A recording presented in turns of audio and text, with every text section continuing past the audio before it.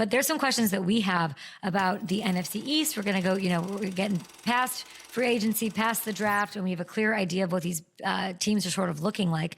And there are some unanswered little quagmires, little riddles that I still have for each of the 32. So that's what we're going to do. We're going to do it division by division. If you take a look at the NFC East odds, okay, speaking of Saquon, speaking of the Cowboys and RJ Ochoa, no surprise, the defending champs, they're the faves, -155. They're followed by the Commanders at +230, home of the draft in a couple of years. The Cowboys, a distant third at +650. And then the Giants, the second longest odds of any team right now to win their division at +2,500. Woof, woof, woof, woof, woof. If you look at the Eagles, we're going to go team by team. So we start with them, right? The team that won the Super Bowl. It's the defense for me. Will this defense still be as dominant as the one that we did see make Patrick Mahomes look like that a few months ago? Okay, that's the question, because they have undergone major changes. Howie moves on from Darius Slay. He moves on from CJGJ. That's, two of their top 3 guys in sacks left in free agency between Josh Sweat and Milton Williams. And then, you lose the big guy who's going to make a splash in whatever he does next in Brandon Graham. He decides to hang it up as kind of told us he didn't, but kind of did, whatever. He's not playing to start the season, right? So those are some huge shoes to fill on Vic Fangio's side. I'm excited to ask Chris Harris about this, because Chris Harris played for Fangio for a year.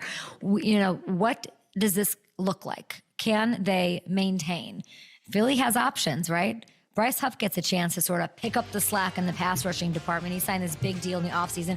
They've got a second-round pick out of Texas. They've got Sidney Brown. They're going to get a shot at the safety spot. I'm so curious, what are we going to see with Vic Fangio and their first-rounder, friend of the show, Jihaad Campbell? This is a guy who's versatile. This is a guy who's, is he going to snatch the ball like he snatches microphones away from every reporter trying to interview him? Probably. This is the guy who invited me to space. This defense, right? Hamilton, this is the guy who invited me to space. Jihaad Campbell, right?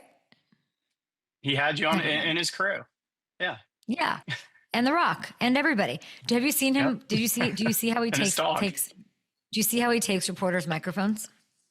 No, I didn't see that. Oh, it's like the cardinal sin of I'm going to say it, self-righteous, journalism of you can't wear sunglasses on air, and you can never and I understand that you can't ever let the person take the microphone, but he does not play.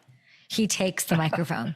I think on stage, he might've taken the microphone. I think he took my microphone twice that day, draft day. He likes to take the microphone. And I think it's so funny because he's so affable and wonderful that you're on draft day, you're going to take the mic back from him. I don't know. We'll see what happens on the field, but that's a good one to look out for. The odds on his first post-game interview, if he takes the mic, or if they decide, but I'm sure those that PR, that comms department is one of the best, if not the best in the NFL. There's no way that's not one of the first things they talk to him about, right?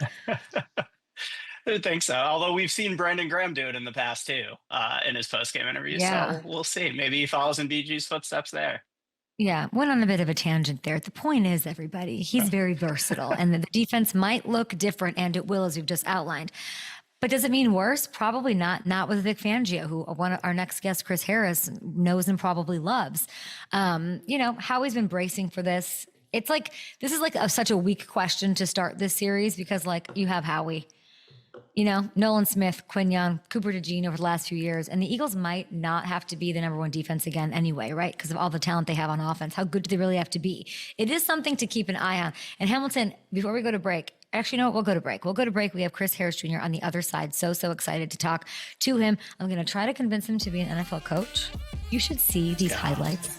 He's got these kids making NFC championship moves. With what he's doing with youth football. It's absolutely bananas. We'll show you.